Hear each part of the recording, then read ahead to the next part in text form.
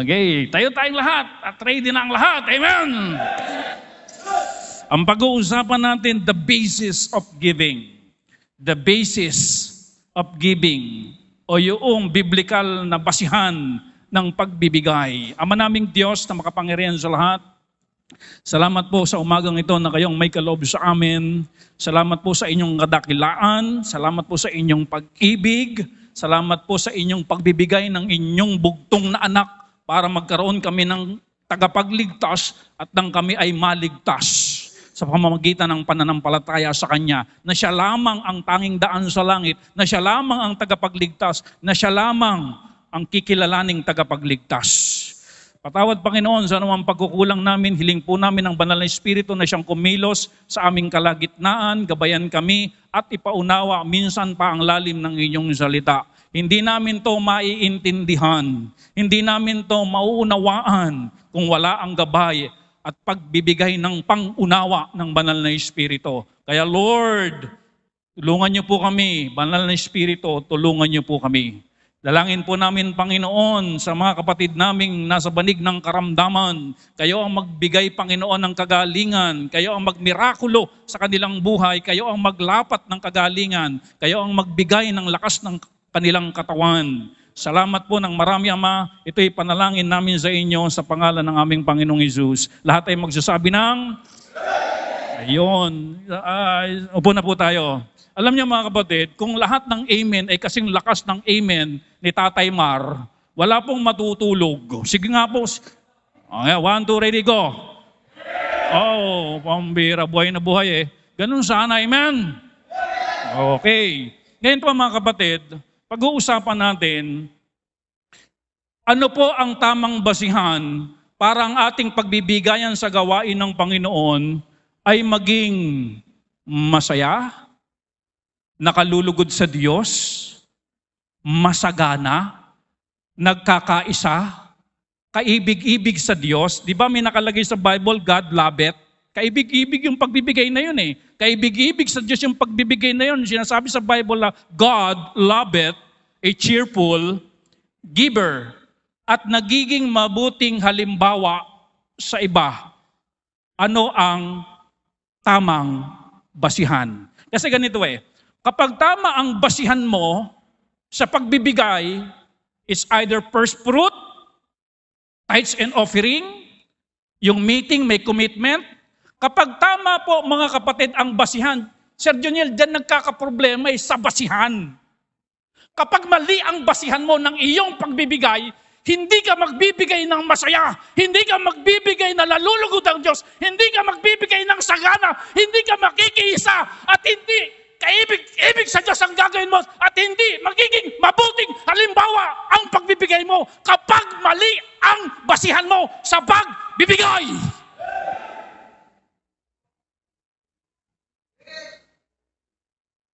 Kaya ang pag-uusapan natin, tamang basihan.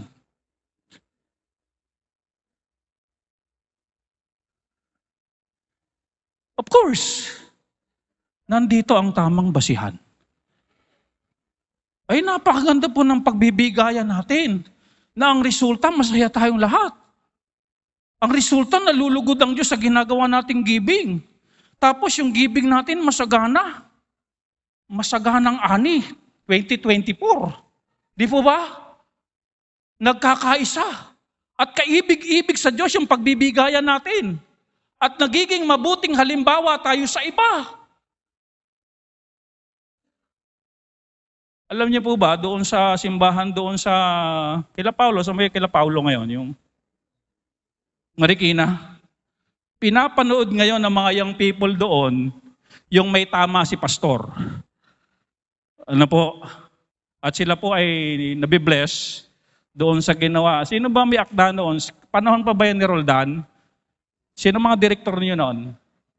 Si Roldan, si JC, si Aisel, yung CAPD, yung bumubuo ng CAPD. Oo.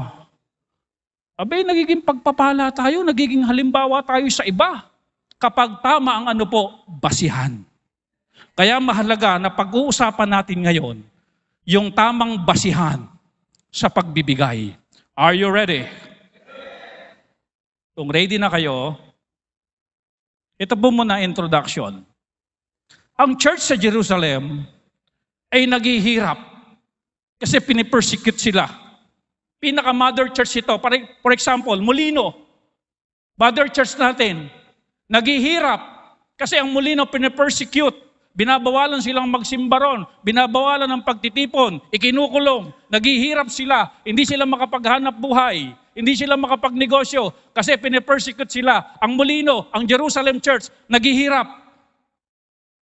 Kailangan ng ano po? Tulong. Sabi nyo nga po, tulong. Hinamon ni Apostol Pablo ang Church of Corinth na magbigay at tumulong sa naghihirap na kapatiran sa Jerusalem. Gaya ng sinabi po ng inyong lingkod, to God be the glory ito. Ititigil natin ang project dito sa church kapag meron tayong kapatid na nangangailangan ng tulong. Are you with me? Biblical yun eh. Nasa Bible yun eh. Giving to the needy. Ngayon ito po, hinamon ni Apostol Pablo ang isang simbahan, sigurado bunga yan ng Jerusalem kasi doon nagsimula eh. Yung isang simbahan na bunga ng Church of Jerusalem, ito ay nasa lugar ng Corinth. Alam natin ang Corinth, masagana yan eh. Hinamon ni Apostol Pablo, itong mga mananampalataya sa Corinth, hinamon niya na kayo'y mag-participate. Abay, tumulong naman kayo. May nangangailangan ng ating mother church, tumulong kayo. At ginawang halimbawa ni Pablo para sila mahamon, simbahan uli ang ginawang halimbawa para hamunin ito. Anong simbahan ang ginamit ni Pablo? Macedonian churches. Macedonian churches. Ngayon po, ito po yung mga talata. 2 Corinthians 8:1. Ito po ang sabi ng Bible. Moreover, brethren, we do you to wit of the grace of God bestowed on the churches of Macedonia. Yung pong churches of Macedonia, o sa Tagalog, abay kahanga-hanga yung biyayang ginawa ng Diyos sa mga simbahan sa Macedonia. Ngayon, Brother Jaime, kasi ang nakalagay dyan, churches. Ano pong mga simbahan ang nasa Macedonia? Parang ganito. Anong mga simbahan ang nasa San Ildefonso? Philippi, Thessalonica, Berean. Wow, amen. Berean. Tatlong churches, mga kapatid, yung ginamit ni Apostol Pablo na halimbawa to challenge the Church of Corinth na maginhawa naman ang kanilang buhay, may kakaya naman tumulong at magbigay, pero kailangan pa silang hamunin at magbigay ng halimbawa si Pablo ng tatlong churches na ito para ito ay magkaroon ng burden, para ito ay ma-challenge, para tumulong sa mother church, sa Jerusalem church. Mabilis lang to. Number 1, the basis of giving is not positive circumstances. Magkakamali ka, kapatid, kapag ang basihan mo ng pagbibigay kapag positibo ang nangyayari lang sa buhay mo. Yung bang, ang daming blessing, makapagbigay nga sa church. Ang dami kong pera ngayon. Nakatanggap ako ng ayuda, 3 million. Galing sa Pogo. Abay, magbibigay ako. Abay, yung aking anak, 12. Doktor na silang lahat. Magbibigay ako. Yung aking anak, abogado, pumasa sa bar. Bar nga ba yun? Bar exam. Top notcher. Masaya puso ko. Magbibigay ako. Nakabili kami ng lote. Nakapagpatayo kami ng bahay. Eroplano. Magbibigay ako.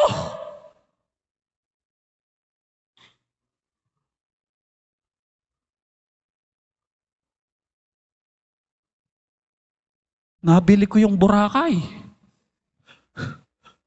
Magbibigay ako.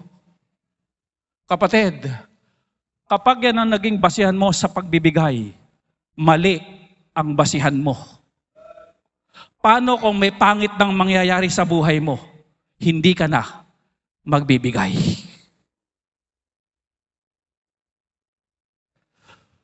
Praise the Lord! Lahat kami, buong pamilya, healthy lahat. Tuwing umaga, nandiyan kami sa may Forest Park ba yun? Forest Lake. Tuwing umaga, lahat kami nagja-jogging. Malulusog kaming lahat. Therefore, dahil wala kaming lahat karamdaman, magbibigay kami.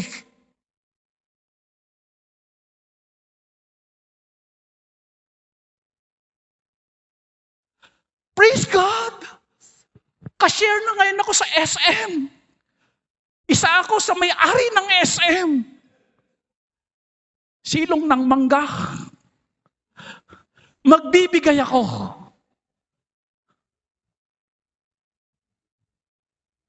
Praise God! Yung 5 negosyo ko, ngayon po, 7 po. Ano ba? 50 ang branches. Alam niyo kung ano? Manicure and pedicure. 50 branches. All over the world. Magbibigay ako. Positive circumstances. Kapatid, again, kapag dyan mo ibinase ang pagbibigay mo, mali. Sabihin nyo nga po, mali. At maraming Kristiyano, yan ang basihan ng pagbibigay. Kapag magagandang bagay ang nangyayari sa buhay nila. Kapag natapos na yon, tapos na rin ang kanilang pagbibigay. Kasi ang basihan ng kanilang pagbibigay, yung masaganang pamumuhay. Positive circumstances. Maling-mali kapag yan ang ginawa nating basihan sa pagbibigay. Let's read 2 Corinthians 8:2. Ay, sinagot ako ng nililigawan ko. Amen? Sarap sa pakiramdam. Magpi-first fruit ako mamaya. 2 Corinthians 8:2. Tignan niyo po ito. Yung churches sa Macedonia, nasa positive circumstances po ba sila? Hindi po eh. Ang nakalagay dyan sa Bible, how that in a great trial of affliction. Yun ang sitwasyon nila. Meron silang great trial of affliction. Pag sinabing great trial of affliction, severe test of affliction. Matinding problema. Matinding pagsubok. Hindi positive circumstances yung nangyayari sa kanila. Pangit ang nangyayari sa buhay nila. Pero ang nasa isip pa rin nila, magbigay. Nakukuha niyo po ba yung pinupuntos natin? Severe test of affliction. Si bunso may sakit. Si panganay may sakit. Si Dico may sakit. Lahat kami may sakit. Yun ang sitwasyon nila. Severe test of affliction. Si bunso mag-aaral, walang baon.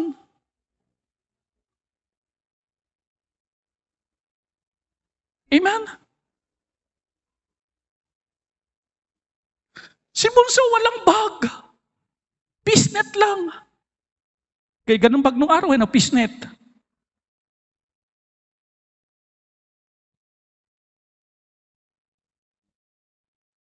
Severe test of affliction. Pangit ang nangyayari sa buhay nila. Naku, yung asawa ko, nawalan pa ng trabaho. Naku, yung anak ko, na-aksidente pa. Naku, yung negosyo namin nalugi. Naku, hindi namin mailabas sa ospital yung aming anak.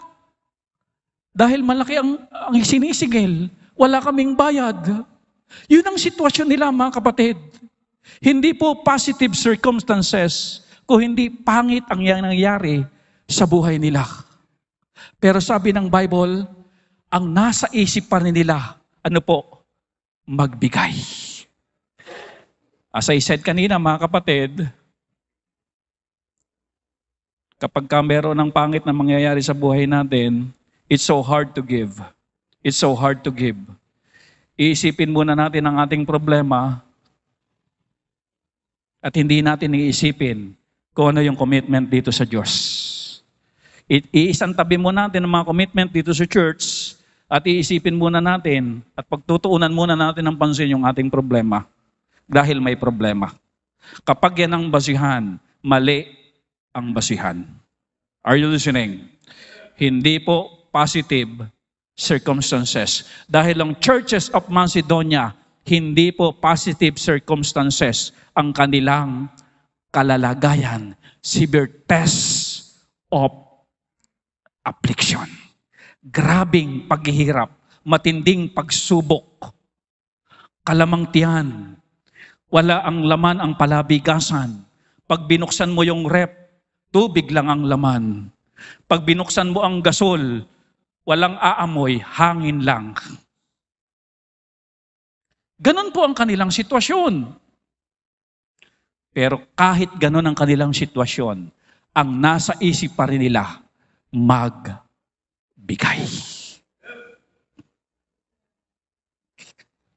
Hindi kayang hadlangan ng great trial of affliction ang desire nila na magbigay.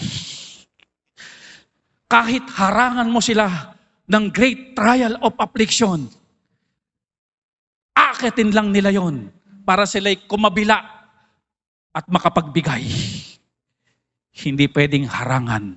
Ganun po ang attitude, ganun po ang buhay, ganun po ang nasa isip ng mga nasa Macedoniang kapatiran. Ganun po sila. Kaya itong si Apostol Pablo, sila ang ginamit na halimbawa to challenge Church of Corinth. Church of Corinth. Ngayon, tanong ko ngayong umaga, grabe ba yung pagsubok mo, kapatid? Are you listening? Kailangan namin ng pambili ng gamot eh. Kailangan namin magbayad ng kuryente ngayon. Kailangan namin magbayad ng tubig ngayon. Kailangan namin magbayad ng bahay ngayon. Kailangan namin bumili ng gatas ngayon. Kailangan namin magpa-check up ngayon. Grabe mga problema namin ngayon. Tambak. Stress na ako, bigat na ako. Kapatid, ganyan ba ang sitwasyon mo? Are you listening? I want to challenge you. Katulad nitong church sa Macedonia, nag-participate pa rin sila sa giving. Kung ganyan ang sitwasyon mo, okay yan. Maganda yan. Amen? Hamon yan. Amen? Gawin mong hamon ang mga simbahan sa Macedonia. Hindi hahadlangan itong sitwasyon ko na magsusulat pa rin ako mamaya ng aking first fruit. Amen? Wala na yata akong amen. Amen? Dahil hindi po basihan ang positive circumstances. Pangalawa, the basis of giving is not our income. Naku, saka na ako magpe-first fruit pag malaki na ang pera ko, malaki na sinasahod ko. Kapag yan na naman ang naging basihan mo, yung income na pumapasok sa'yo, mali na naman ang basihan mo. Hindi ka magbibigay ng sagana, hindi ka magbibigay ng masaya, kasi mali ang basihan. Puntahan natin yung verse 2. Tignan niyo po ito. Malaki ba income nila? Sagana ba yung income nila? May bonus ba silang natanggap? Dinagdagan ba sila? Na-promote ba sila? Nadagdagan ba yung pumapasok na pera sa kanila? Ang sabi ng Bible, deep poverty. Kapag Sir Junel, deep poverty, may sapat na income. Merong income yan mga kapatid, pero hindi sapat. Ang sabi ng Biblia, deep poverty. Pag sinabing deep poverty, literally, down to the bottom poverty. Down to the bottom poverty. Sa Tagalog mga kapatid, ang kahinalang kahirapan Sagad. Sabi niyo nga po, sagad.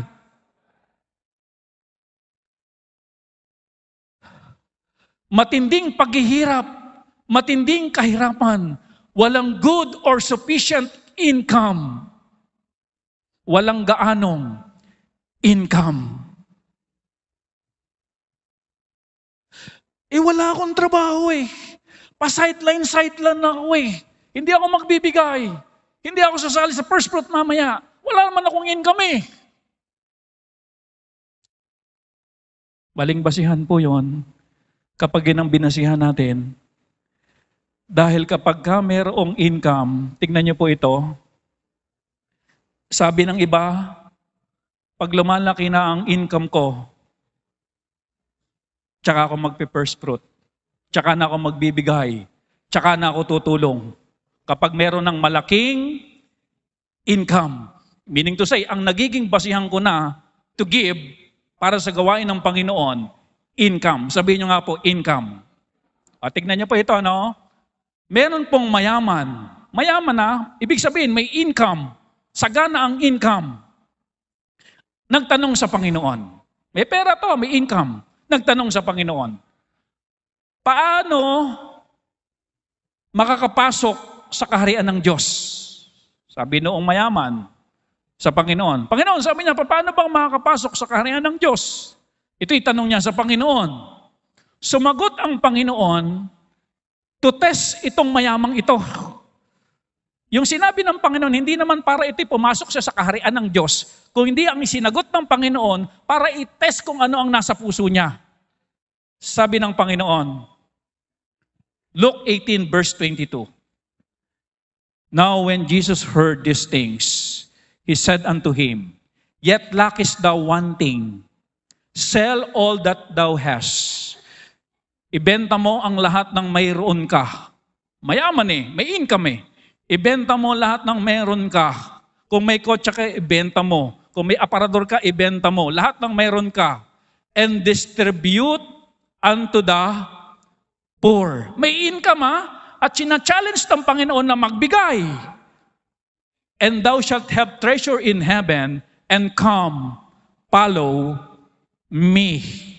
Verse 23. And when he heard this, he was very sorrowful, for he was very rich. Nung marinig niya sa Panginoon, ibibenta ko lahat ng ari-arian ko at itutulong ko sa mahirap. Nung marinig niya yon, ang response niya, siya'y sobrang nalungkot. Ayaw niya. Bakit po? Maraming mabebentang ari-arian. Ayaw niya. Tignan niyo po, mga kapatid. Kung ang basihan lang sa pagbibigay talaga, income, may income ito, nagbibigay ba? Hindi rin Di ba kapatid, may income ka? Ba't minsan hindi ka nagpa-participate sa first fruit? Are you with me? Kung yan ang basihan, dapat nagpa-participate ka. Pero kahit may income ka kung minsan sagana ka, bakit hindi ka pa rin nagpa-participate? Hindi ka pa rin nagbibigay? Kasi maling basihan sa pagbibigay ay ano po? Income. Ulitin nyo nga po, income. Sabi ng Panginoon. And when Jesus saw that he was very sorrowful, he said, How hardly shall they that have riches enter into the kingdom of God. Ibig sabihin, mga kapatid, sa kaharian ng Diyos, hindi makakapasok, hindi uubra, hindi pwede ang madamot, makasarili sa kaharian ng Diyos. Hindi ubra yan. Kapatid, dito sa church, hindi ka uubra sa church ng Panginoon pag madamot ka. Tama po. Hindi uubra yan sa Panginoon. Hindi uubra. Hindi po income. Another thing. Ito pong poor widow, walang income. Pero tignan niyo po ito. Mark 12:41. And Jesus sat over against the treasury.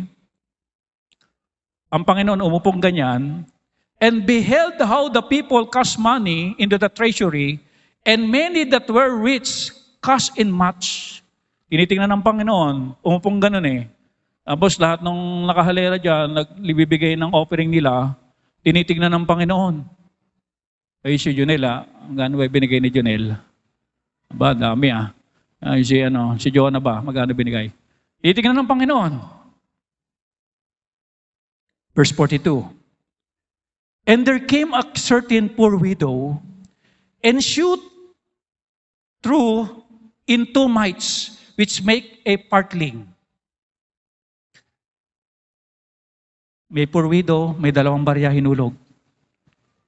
Nakita ng Panginoon, may 2 hinulog na barya yung widow, 2 barya.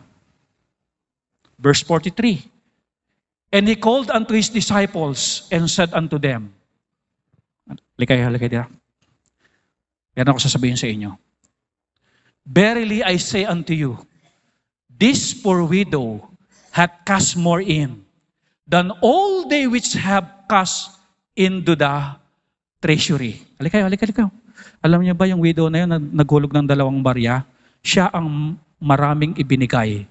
Kesa doon sa lahat na nagbigay, siya ang pinakamaraming ibinigay. Bakit po? Verse 42, verse 44.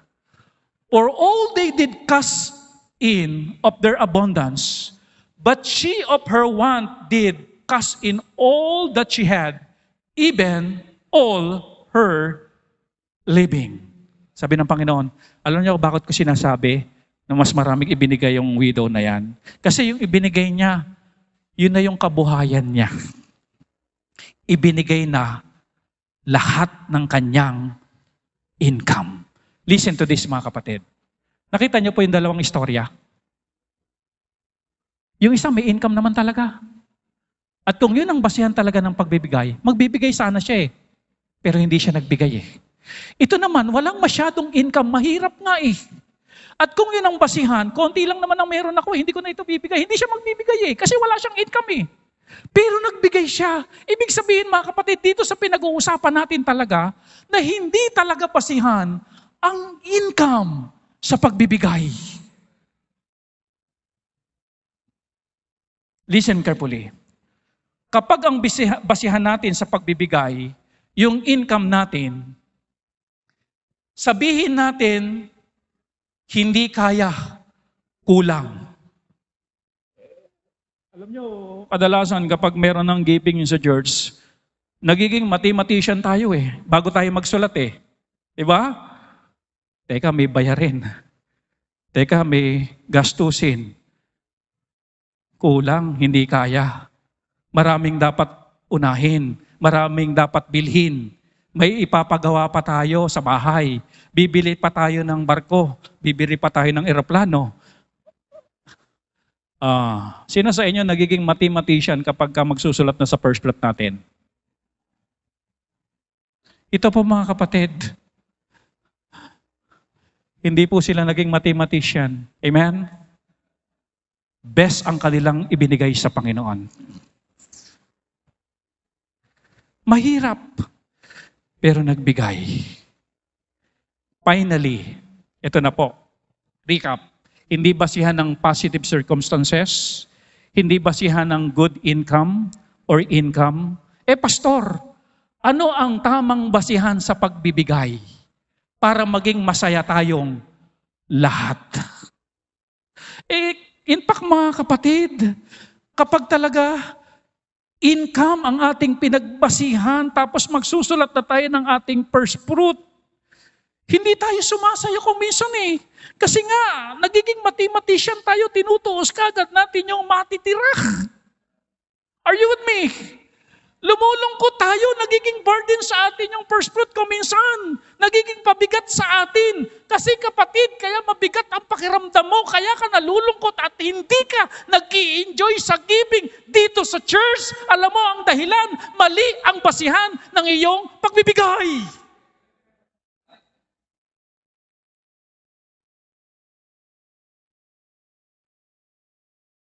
Ngayon, tanong, ano ang tamang basihan para ka sumaya.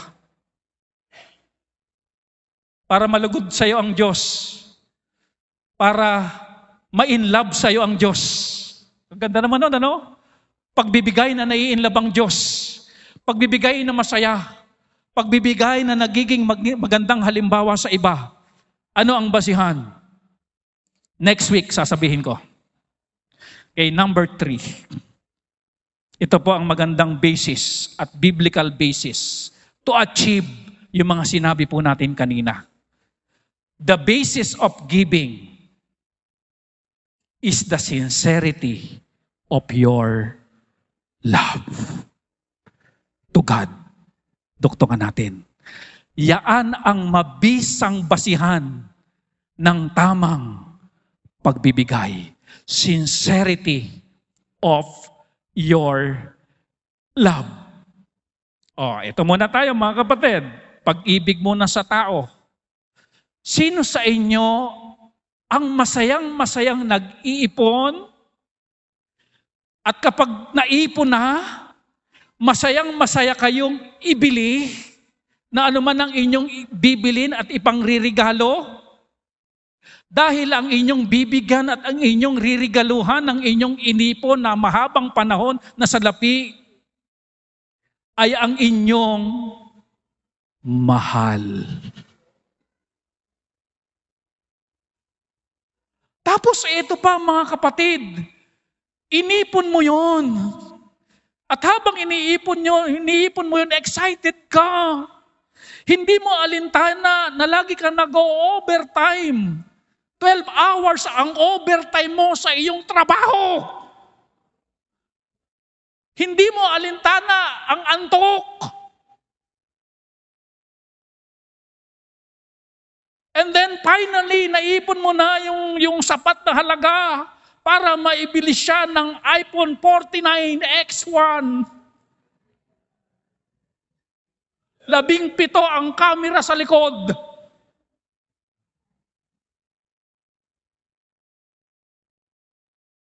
At nung ibigay mo, di ba masaya? Because meron kang sincerity sa iyong puso. The basis of giving is the sincerity of your love. Kapag wala ka dito, mali ang basihan ng iyong pagbibigay. Pero kapag meron ka nito, na Lord, I love you. Lord, mahal kita. Lord, sincere ang love ko sa inyo. Wow, ang outcome. Mamaya pag-uusapan po natin. Sabi ng 2 Corinthians 8 verse number 7, therefore, sabi ng Church of Corinth, therefore, as you abound in everything, Church of Corinth, napakasagana nyo sa lahat ng bagay. In faith, utterance, knowledge, in all diligence, and in your love to us. Mahal nyo kami. See that you abound in this grace also. Kaya lang, nais namin, Church of Corinth, na kayo rin ay sumagana sa pagbibigay. Yung grace po diyan, yung pagbibigay, sumagana din kayo sa pagbibigay. Papaano sasagana? Speak not by commandment, but by occasion of the forwardness of others. And to prove what? The sincerity of your love.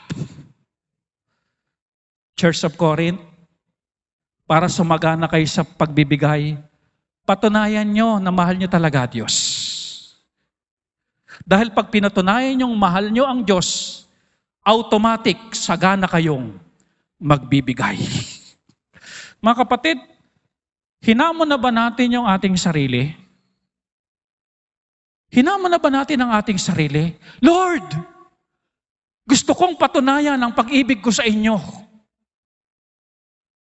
You can give without love, but you cannot loving without giving. Ito magandang challenge. Are you with me?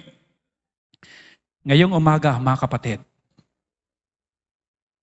patunayan mo kung gaano mo kamahal ang Panginoon sa pamamagitan ng pagbibigay. Tapikin mo ang katabi mo, patunayan mo. Nag-isip na ba kayong ganyan, mga kapatid? Na Panginoon, yung buong sahod ko ng isang buwan, iipunin ko. Ma-excite ako dahil mahal kita. I-offer ko ito sa inyo sa deadline. Panginoon, excited ako. Mahal kita. Gusto kong patunayan ito sa inyo, Panginoon. Panginoon, ang mag-motivate sa akin sa pag-ipon ko, yung pag-ibig ko sa inyo. Dahil kayo ang unang umibig sa akin.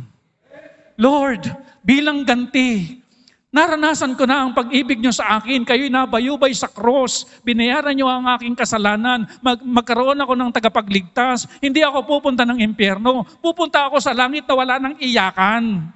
Amen? Napakaganda ng langit. Hindi nga yan pumunta sa isipan ko. Mag-isip na ako ng pinakamagandang mansyon. Maganda pa rin yung inihanda nyong bahay para sa akin. Lord, ganun nyo ako inibig. Ganun nyo ako pinatawad. This time, Panginoon, ako naman ang babawi. Amen! Ako naman ang babawi. This time, Panginoon, gusto kong ipakita minsan sa buhay ko yung pag-ibig ko sa inyo. I want to give my best to you. Amen? O hindi ka pa na-challenge ng ganito sa buong buhay mo. Alam niyo, kuminsan ganito nangyayari dito eh. Kumikita ng 12,000 ang first fruit, 2,000. Hindi first fruit yun. Are you with me?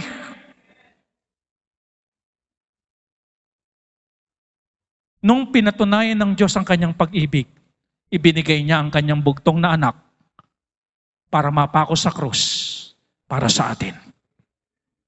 Prove the sincerity of your love. Question, do you love God? Prove the sincerity of your love. Alam niyo, dito sa church, Pastor, nasaan ang first fruit natin? Papakita namin sa inyo lahat ng resibo kung saan napunta. Pastor, saan napupunta ang tithes and offering natin? Ipapakita namin kung saan napunta. Sa gawain ng Panginoon. Nung magpunta po sila Nanay Ning sa bahay namin,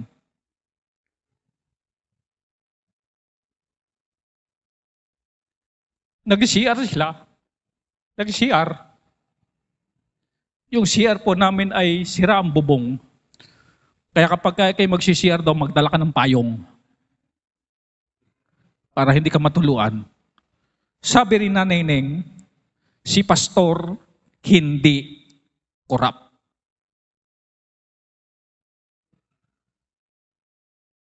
Pag naging korap ako, palo ako sa Diyos.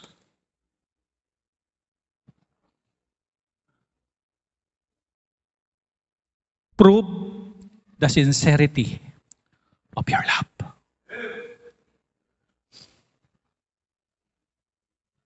Na-challenge na ba natin sarili natin ganyan?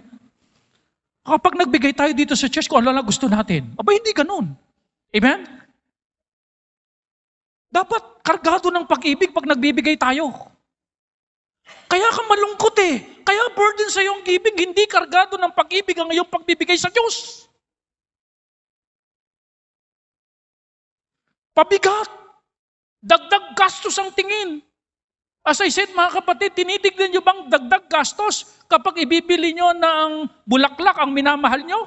Hindi nyo titignan na dagdag gastos yan eh. Titignan nyo yan na masaya.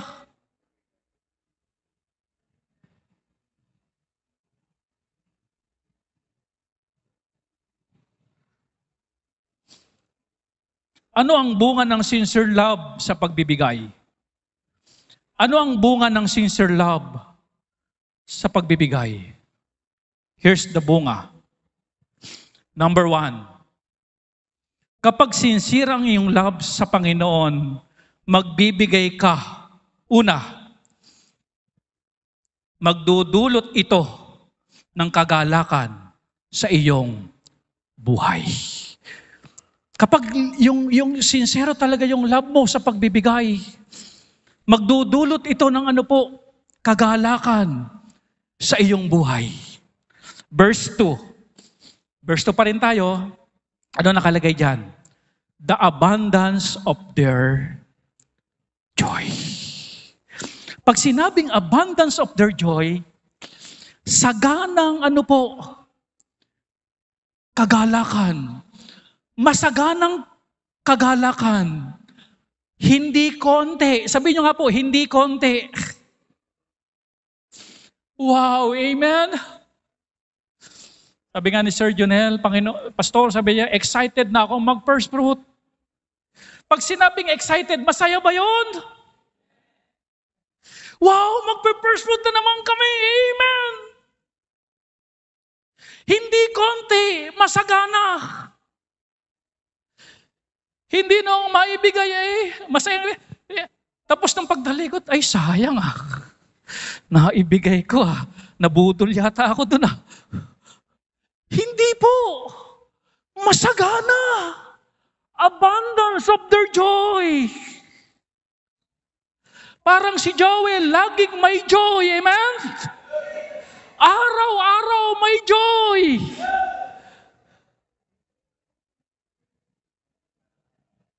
Ang sarap kaya ng buhay na laging masaya. Amen? At kung sino man sa buhay na ito na laging masaya, ito'y walang iba kung hindi yung taong nagbibigay, palabigay, masaya. Naalala ko tuloy, hindi talaga nakabase sa income yung pagbibigay Nung pumunta po kami ng Molino, meron po isang tayong kapatiran, isang nanay po dito, alam ko na napakarami niyang kailangang bayaran, pag-ipunan, dahil meron siyang nilalakad na papel. Pero alam yung ginawa ng nanay na ito, bumili ng isang, anong tawag sa gulay na yon? Isang bundle na gulay. Naglagay siya ng isang bundle na sitaw, isang bundle na patola, at ang ginawa naman ni Sister Nora, isang bundle na chicharon. Sabi ko, miswa na lang, isang bundle na miswa na lang katapat nito Sabi ko, pakitanong nga, Sister Nora, at para mairipan natin sa church. Sabi nung nanay, hindi po, Pastor. Talagang gusto ko pong ibigay yun sa Molino. Hindi talaga basihan yung income tsaka yung positive circumstances para magbigay. Ang basihan ng Diyos, ang tamang puso. Hindi konti, saganang kagalakan. Ang buhay na ito ay punong-puno ng stress. Pero alam mo kapatid, kapag tama puso mo, giver ka, kahit punong-puno ng stress ang buhay na ito, dudulutan ka ng saganang kagalakan galing sa Diyos. Dahil ang joy ay bunga ng banal na Espiritu. Mabumunga ang banal na Espiritu sa buhay mo. Sisidlan ka ng banal na Espiritu ng saganang kagalakan. Amen? At sabi ng Bible, a merry heart doeth good like a medicine. Hindi ka magkakasakit pag ikay sagana ng kagalakan. Lalakas ang katawan mo para kang merong medisinang iniinom at gumagaan ang pakiramdam mo kapag ikaw ay mayroong saganang kagalakan. At nakukuha ang saganang kagalakan sa sinserong pagbibigay. Ang pinaka malungkot na tao sa mundo, madamot. Di ba? At tingnan niyo ugali ng mga madadamot. Naku, ayan na, parating na yung mga kapatid mo. Itago ang bigas. Higirap ng kaga. Lalagay sa aparador.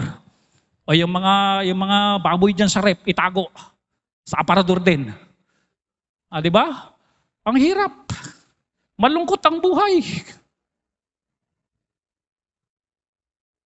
Baka dito pa maikiinom yan. Yung mineral water, itago rin sa aparador.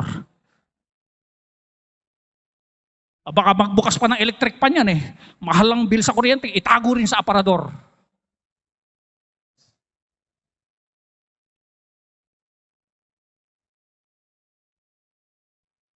Sinisidlan ng masaganang kagalakan. Pangalawa, kapag senior heart, magdudulot ito ng higit pang pagbibigay. Grabe saganang pagbibigay. Pag tama ang puso, verse 3, how that, sabi ng Bible, For their power I bear record, and beyond their power, they were willing of themselves. Sabi ni Pablo, alam ko kapasidad nito eh. Hanggang 30 pesos lang ang kayang ibigay nito. Abay, nagulat ako. Ang ibinigay 300. Ang alam ko na sweldo nito, 12,000 lang ah. Ang ibinigay 20,000. Tama yung puso eh. Amen? Another halimbawa dito sa loob ng church. Meron pong isang young people dito sa church. Kinukwento po ng kanyang nanay. Kinukwento niya. Alam niyo, pastor, yung anak ko, nagsulat niya ng first fruit, kung magkano. And then, pinag-ipunan niyan, pastor, ng anak ko, yung first fruit na yon. Napulpil niya ng pastor yung first fruit. Alam niyo ba, sabi ng anak ko, Mami, sabi niya gano'n, gusto ko pang dagdagan yung aking first fruit. Wala na nag-amen ha. Amen? Meaning to say, mga kapatid, kapag tama ang puso, higit pa sa inaasahan ang pagbibigay, nagdudulot pa ng higit ang kanyang pagbibigay. Dalawa na yon. Kagalakan, higit pang pagbibigay. Pangatlo, kapag tama ang puso. Pangatlo, magdudulot ng pagkukusa. Hindi na kailangang pilitin. Sabi ng 2 Corinthians 8:4, praying us, sabi ng churches of Macedonia, with much entreaty. Sabi ganoon, isalin nyo kami. Pablo, isalin nyo kami. May kusa sila. Kapag tama ang puso, ganoon isalin nyo kami. Hindi kapag ka maglilistahan na ng first fruit dito, nawawala na, kanya-kanya ng sibat. Hindi ganoon, kasi mali ang puso kapag sumisipat ka kagad, amen? Mali puso mo!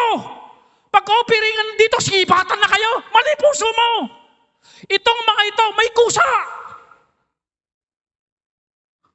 Isalin nyo kami. Ang nakalagay dyan na with much entreaty. Parang hinahablot pa si Pablo. Pablo, isalin mo kami! Pero kapag hindi tama ang puso, ang sasabihin niya, ayokong sumali. Kayo na lang. Bakit po? Mali puso eh. Kaya ginawang halimbawa ni Pablo ang churches of Macedonia. Yun po yung bunga ng sincere love sa Panginoon. Kwento ulit dito sa church. Meron pong nanay dito na ospital kay Galvez. Alam niyo naman, pag sinabi na nanay Galvez, kakaintindihan tayo doon, amen? Kung ano ang mahihit-hit, talagang after niyang ma-ospital, nabalitaan niya na may gumagawa dito sa church. Gumastos Sabi niya sa asawa ko, gusto kong magpamerienda. Are you with me? Amen? May kusa. Kapag tama ang puso, may kusa. Pangapat, kapag tama ang puso mo sa pagbibigay, magpapasakop ka sa Diyos at sa lingkod ng Diyos. 2 Corinthians 8 verse number 5, and this they did, not as we hope, but first gave their own self to the Lord. And kanino pa? Unto us. Nagpasakop sila una sa Panginoon. Ibinigay muna nila ang kanilang sarili una sa Panginoon at ibinigay rin nila ang kanilang sarili sa amin. Sinong amin? Kila Pablo. Sa leader. Sa kanilang pastor. By the will of God. Pag sinabi, mga kapatid, ng lingkod ng Diyos, mga kapatid, tayo po ay magpe-first fruit commitment ngayong araw na ito. Yung tama ang puso, magpapasakop. Pag sinabi ng pastor, mga kapatid, isulat nyo sa papel. Isusulat niya. Amen? Hindi yung, ayoko munang isulat. Hindi po ganun. Are you with me? Ang bunga ng sincere love sa Panginoon, nagpapasakop sa Diyos at nagpapasakop sa lingkod ng Diyos.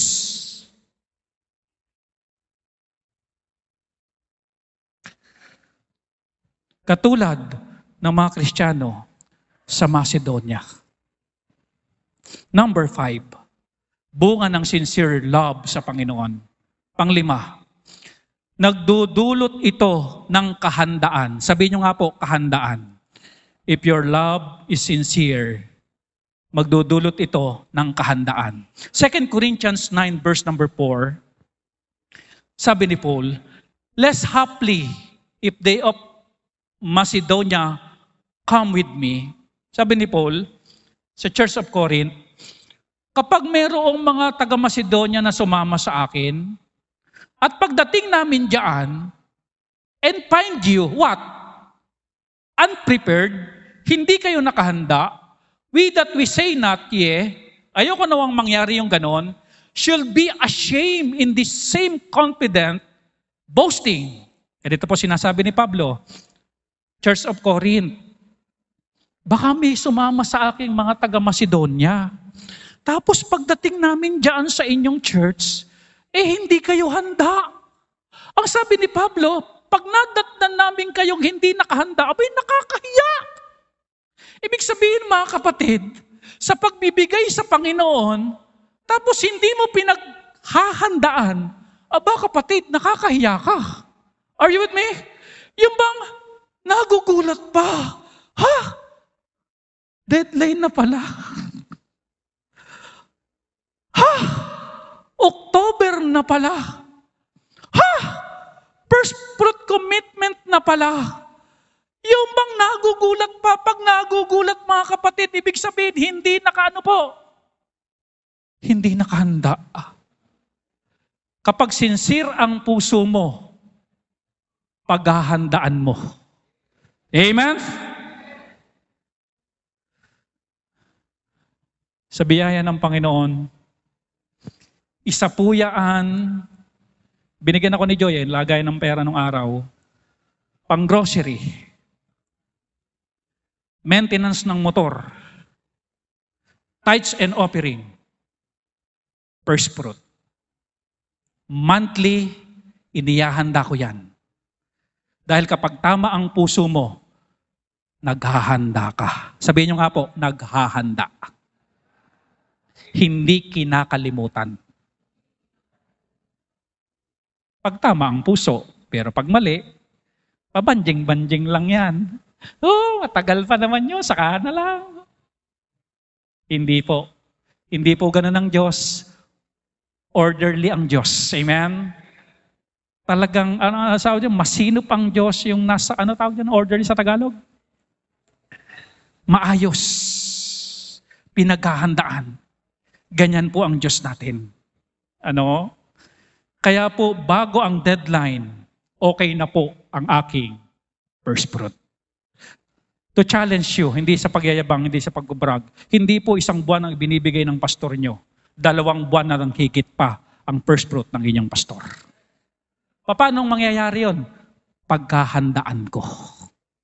Amen? Ang tama ang puso, pinaghahandaan niya. Sabi nga nung prayer ni Junel kanina, we need correction. Amen? We need guidance. Kapatid, ang una mo munang i-check, hindi ang income mo. Ang una mong i-check, kapatid, hindi kung maganda ba sitwasyon mo, wala ka bang sakit, maganda ba sitwasyon. Hindi yan ang unang i-check natin ngayong umaga. Ang una nating i-check para maging tama ang pagbibigay natin, para tama ang basis ng pagbibigay natin.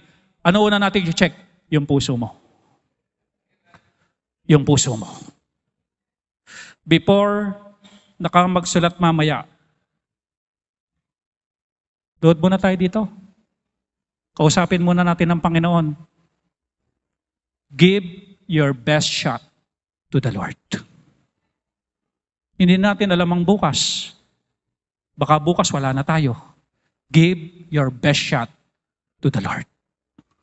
Sabi dito, God gave the rain for dry and thirsty land. Salamat sa Panginoon sa ulan. God gave the birds to sing in the tree. God gave the grain to feed hungry men. But when God gave His Son, He gave Him for me. Nung ibinigay niya ang kanyang bugtong na anak, ibinigay niya yon para sa akin at para sa iyo. Dahil mahal tayo ng Diyos. Sabi ng John 3:16, for God so loved the world that He gave His only begotten Son, that whosoever believeth in Him should not perish, but have everlasting love. Ang nag-motivate sa Diyos, kaya siya ibinigay ang kanyang bugtong na anak, yung kanyang sincere love sa atin. Napakalaki ng ibinigay niya. Bakit malaki? Hindi kayang bayaran ng pera eh. Hindi kayang bayaran ng anumang yaman sa mundo. Ang kanyang ibinigay because of His sincerity, ng kanyang pag-ibig sa atin, yung kanyang kaisa-isahang anak. At yung ibinigay ng kaisa-isahan niyang anak, buhay, para magkaroon tayo ng tagapagligtas. Yun po ang ibinigay sa atin. At kapag yun ay ating in-internalize, Lord, salamat po sa grabing pagmamahal nyo, sa grabing sincerity ng inyong pag-ibig sa akin. Ganun nyo ako sineryosong mahalin. Just imagine mga kapatid, yung katabi mong yan, sineryosong mahalin ng Diyos. Yung katabi mong yan, hindi pinola ng Diyos. Yung katabi mong yan, binigyan ng seryosong pag-ibig. Ikaw kapatid, binigyan ka ng seryosong pag-ibig ng Diyos. Bakit hindi mo ngayon bigyan ng seryosong pag-ibig ang Diyos? Through your giving. Tayong lahat, tayo mananalangin. Ama naming Diyos, salamat po sa inyong salita. Salamat sa inyong pag-ibig. Salamat Panginoon sa correction. Salamat Panginoon na nalaman namin ang maling paraan o basis ng giving. Maling-mali Panginoon na basihan namin kaya kami magbibigay kapag meron lang kaming positive circumstances. Kapag walang sakit ang sino man sa amin, kapag maraming pagpapala na promote, mali pala Panginoon na basihan ng positive circumstances.